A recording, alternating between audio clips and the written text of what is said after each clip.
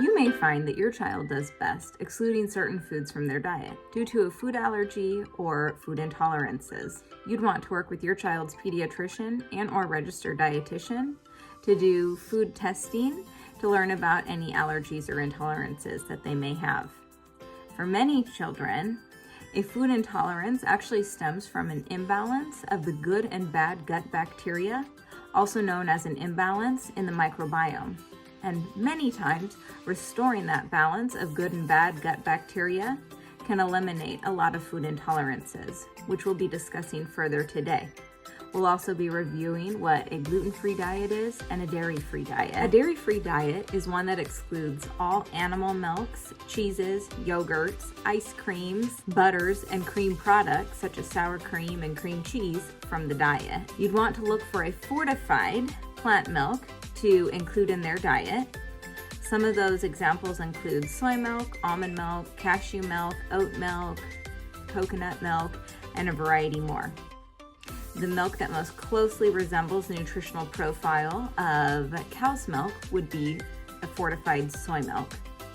There's also a variety of other dairy-free products on the market, such as cheeses, yogurts, butters, ice creams, and a whole host more. You want to make sure and read ingredients closely to look for any hidden sources of dairy within that product. If your child struggles with constipation, regardless of a food intolerance or food allergy, you'd want to make sure and exclude all sources of cheese from their diet, which can be extremely constipating. Before we discuss what a gluten-free diet is, let's discuss what gluten is. Gluten is a protein that is found in the following grains: wheat, barley, rye, spelt, and farro. So a gluten-free diet would be one that excludes all of these products from the diet. So common food sources that contain gluten would be any white or wheat flour products, such as breads, pastas, cakes, donuts, crackers, pretzels, pizza, tortillas, any of these products from the diet. What would be gluten-free starches that we can include in your child's diet? Naturally gluten-free foods are going to be potatoes, white and sweet potatoes, yams, all forms of rice, quinoa, corn, beans, gluten-free breads, pastas, corn tortillas. There's a lot of gluten-free flours on the market for making different baked products yourself. So as with a dairy-free diet, it is very important to read labels to see if there's any hidden sources of flour products within the ingredients. Oats are naturally gluten-free, but are usually processed with gluten-containing grains, so it is important to look for gluten-free oats. Let's discuss the importance of fiber in building a healthy immune system. 70% of our immune function is found within the good gut bacteria of our intestines, also known as the microbiome.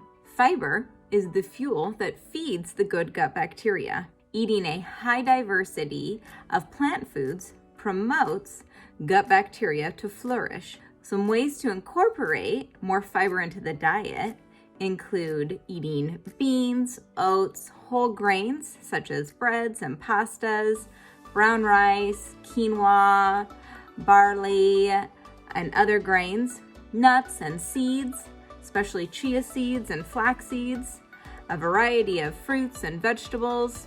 These are all great sources of fiber to include in the diet. Now here are some tips for incorporating more veggies into the diet. First, introduce foods in different ways, such as cooked versus raw vegetables.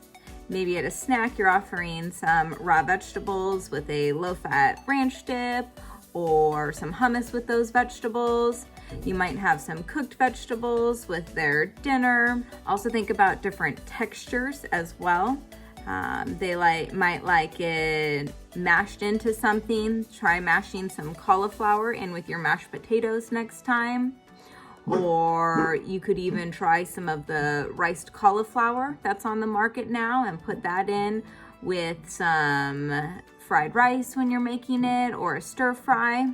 But the more variety that your child has, the more likely they are to find a way that they prefer some vegetables. Second, make sure that you're modeling eating healthy foods such as vegetables at the dinner table. So if there's a nice big tray of some veggies on the table, make sure you're eating from it so that your child sees that. Third, think about serving new vegetables with a meal or food that your child already likes. For example, if your child already really enjoys spaghetti, introduce a new vegetable the next time you make spaghetti. Then the entire focus of the meal isn't on having that new vegetable. Taste matters, and so a lot of times children might not just like a side of steamed vegetables or salad. Think about putting it into the entree. So going back to our spaghetti example, instead of just having a side of steamed zucchini with the spaghetti, think about grating that zucchini in with the pasta sauce, because then the zucchini just disintegrates into it and you don't even know that you're having a serving of vegetables in there. So a couple different ideas and strategies to try introducing with your child to get them having more veggies. A couple other tips to remember. It can take up to 12 times of introducing a new food for it to become a preferred food. So keep offering small amounts of new foods to help their taste buds acquire the taste preference. And also, taste buds regenerate every 3 to 4 weeks. So we will always acquire the taste preference for whatever foods are consistently in our diet. We've included some recipes for a couple fun and easy, kid-friendly recipes in the description box below. Think about making a smoothie for your child to help increase the diversity of foods that they get in their diet. And also we can work in some veggies this way. So think about a couple different fruits to put in there. You could buy a frozen fruit blend at the grocery store, put in a ripe banana. Bananas are really a great sweetener, natural sweetener. Think about adding a handful of spinach in there. Spinach has a very mild flavor, so it's not going to change the flavor profile of the smoothie at all. Other vegetables you could try adding would be a couple baby carrots or a stalk of celery, but add one vegetable at a time to the smoothie. Make sure if you're adding spinach though that you do make sure there's some berries in there to not change the color of it so that they're not having a green smoothie. If that would turn them off to it, that it's going to be a dark purple or berry colored smoothie. For liquid, you could use just plain water, you could use a fruit juice, you could use some milk in there, and then some optional add-ins, again, just to help increase the diversity within the diet. You could add a teaspoon of some hemp seeds or chia seeds or flax seeds in there. Flax seeds are great if your child struggles with constipation. If you're trying to add a little bit more calories and healthy fat, you could add in a tablespoon of a nut butter or a couple tablespoons of some avocado in there.